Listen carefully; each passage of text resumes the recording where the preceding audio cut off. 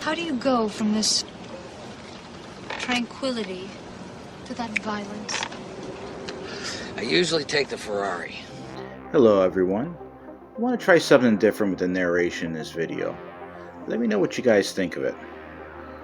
This is the Ferrari Mythos kit by Tamiya. It's a 90s masterpiece model, and it really does live up to the name. I was very happy with the parts in this kit.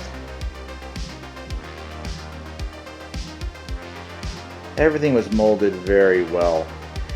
There weren't a lot of seams. It was very easy to clean up the body, which I really like. It reminds me of the Diablo Roadster from the 90s. And it definitely has that 90s vibe with the wedge, but the rounded corners and all that.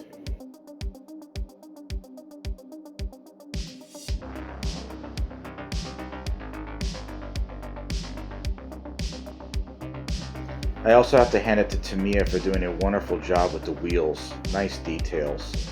The Testarossa engine is well represented here with wonderful details, especially on those intakes.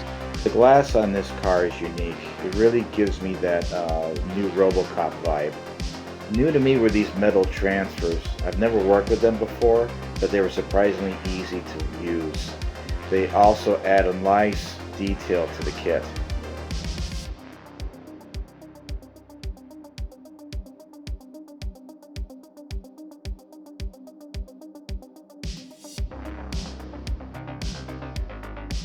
I started by preparing the body for primer and paint.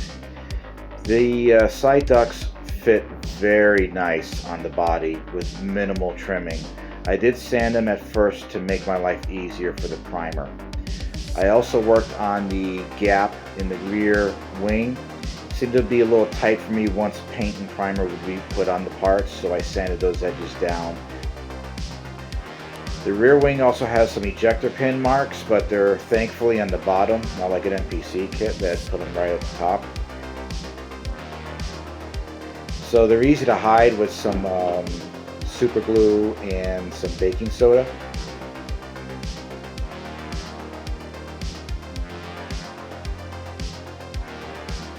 All you have to do is wait for that to dry, and then you just have to sand the heck out of it.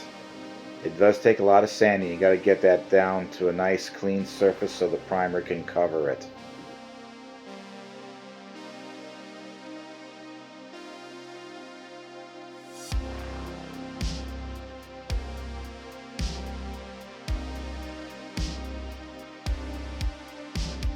Yes, there's even more sanding. So much sanding I'm left with trails of plastic and baking soda on my cutting mat there.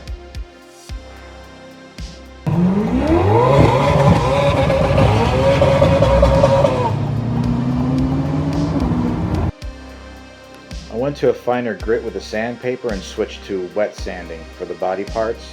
This gets you a nice matte finish on the body so it's ready for the primer, and the primer has a nice surface to grab onto. And believe me, the crap primer I'm using needs all the help it can get.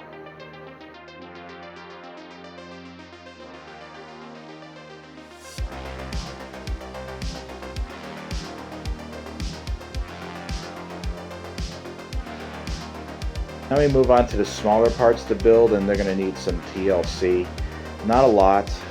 In particular, the shocks needed a lot of help, but they're hidden away.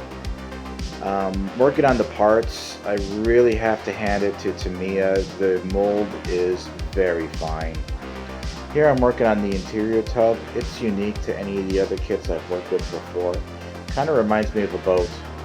The whole car actually reminds me of a boat.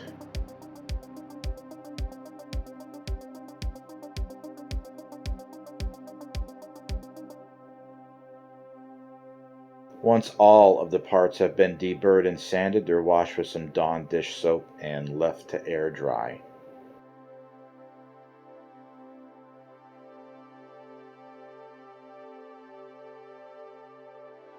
A buddy of mine recommended this primer to me, and it really needs help. Doing a quick search online, you're going to find scores of people that have problems with it. I had to come up with my own mix to make this primer viable. It's a large part of the Vallejo primer, then a small part of Quick Shine, and a small part of flow improver. You'll see it on the screen. I can't give you exact ratios because I'm not a computer, but you'll be able to see it from this picture here. Whenever I use my spray booth, I mist it with water. This helps reduce contaminants in the paint. Now we start using the Vallejo primer with my special mix. And I start with one light coat just to get a nice rough surface.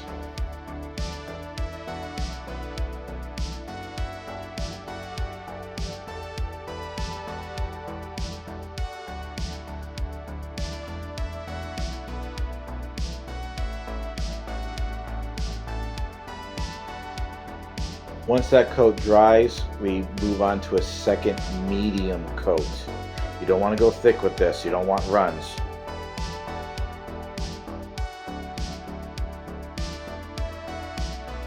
Even with the flow improver added to the primer, it still gave my airbrush trouble. I had some kind of a clog form in the nozzle, and that's why I'm getting this paint in the trigger area.